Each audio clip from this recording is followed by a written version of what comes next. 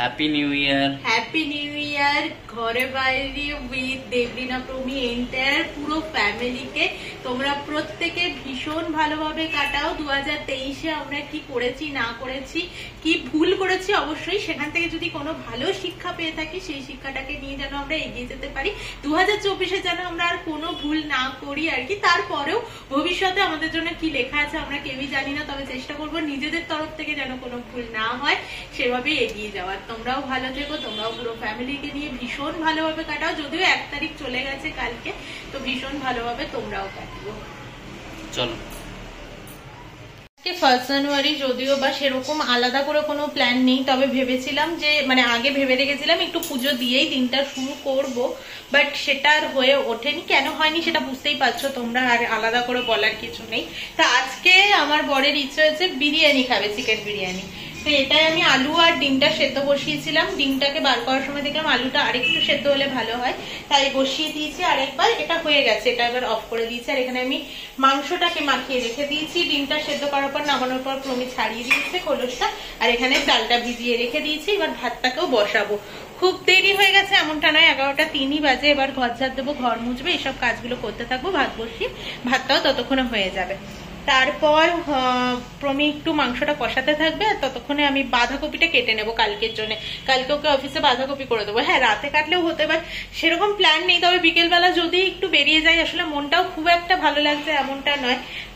First মানে বছরের শেষ হলো, বছরের শুরু হচ্ছে নতুন একটা বছর, ফ্যামিলিকে ছাড়া বুঝতেই পারছো ভালো লাগছে না খুব একটা। তাই জন্য দেখি কি করি না করি, এখনো সেরকম কোনো প্ল্যান হয়নি। রান্নাঘরে চলে এসে তেল টেস্টিং করছে। দেখো এখানে ভাতটা ওই উপর দিয়েছে, আমার নিচে কাজ এসেছিল একটা, তাই কাজে গেছিলাম, গিয়ে কিছুই না, আচারের গাড়ি এসেছিল, তাই উনিই পাঠিয়েছিল আমাকে আচার দেখার জন্য।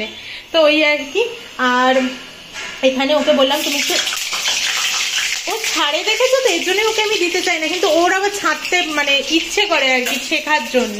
ওকে আমি এই জন্য ছাড়তে দিতে চাই না। আর ওকে বললাম তুমি আলুটা তাহলে ভাজো, এবার আমি ঘরটা মুছে নিই। ঘর ঝাড় দেওয়া আমার কমপ্লিট হয়ে গেছে। বাজে 11:45, সমস্ত কাজ হয়ে গেছে। না হয়নি, বাঁধাকপি কাটতে হবে তো।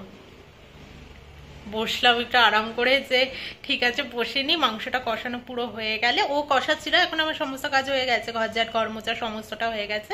তাই ভাবছিলাম স্নানে যাব মাংসটা কষিয়ে নিয়ে, তারপরে যদি 1টায় খাই তাহলে 1টায় ভাপে বসাবো। দেখি তাড়াতাড়ি খাবে বোধ, আজকে সকাল থেকে কিছু খাইনি ও আর আমি। কটায় খাবে গো? দেখি, মানে খিদেটা এখনো পাইনি, বিরিয়ানির গন্ধটা পেট অব্দি গেলে বোধহয় খিদেটা পাবে।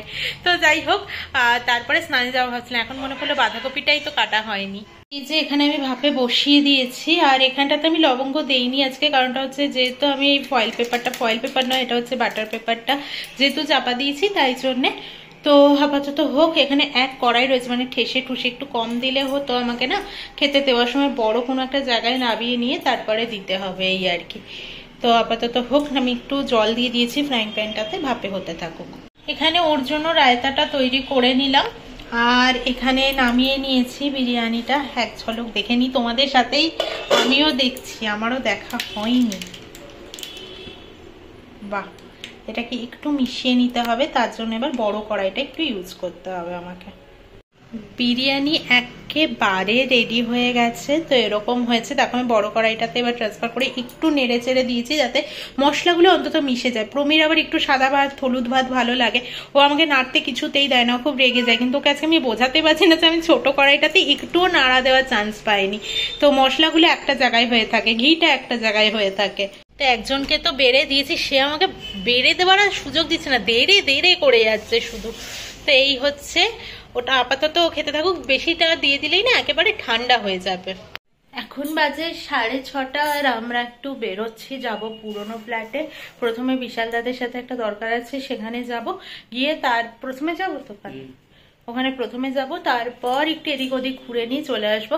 দেখতেই পাচ্ছ আজকে কোনো সাজগোজ নেই, ভালো লাগছে না সেরকম কিছু করতে।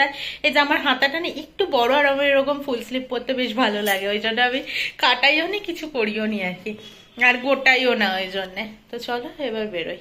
পুরোনো ফ্ল্যাটের গলিটা এখন পুরোই চেঞ্জ হয়ে গেছে। সব থেকে বড় কথা, আমি আসলে শুধু প্রমিকে বলি আমরা ওই মাথাটা মানে এই ফ্লোরটায় ছিলাম, তো এটা আমরা পুরো হেঁটে উঠতাম, আর সিঁড়ি এরকম সরু ছিল।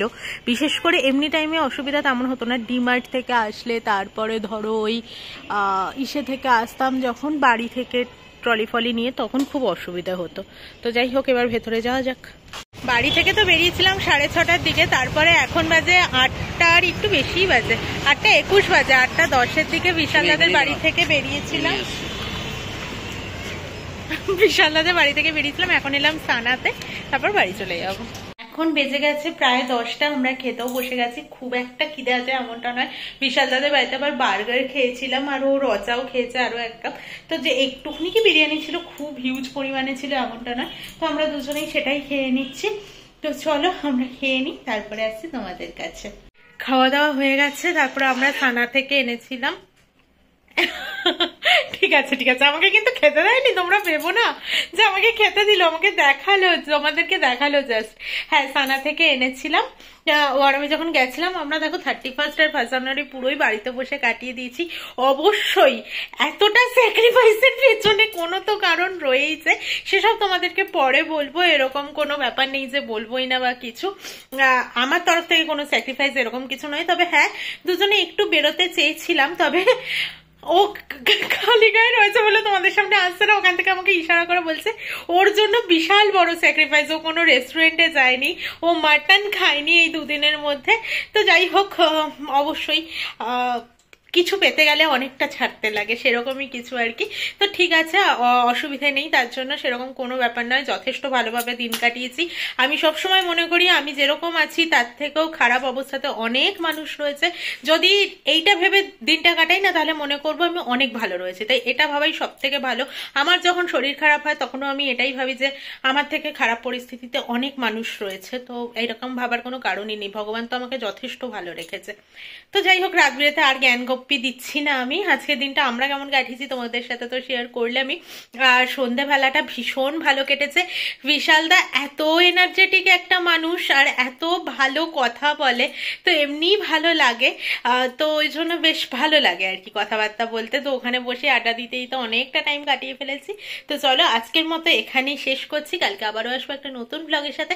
আজকের ব্লগটা তুলনামূলক একটু ছোটই হলো, তো ঠিক আছে, বছরের শুরুটা নয় এভাবেই হলো, এই আর কি।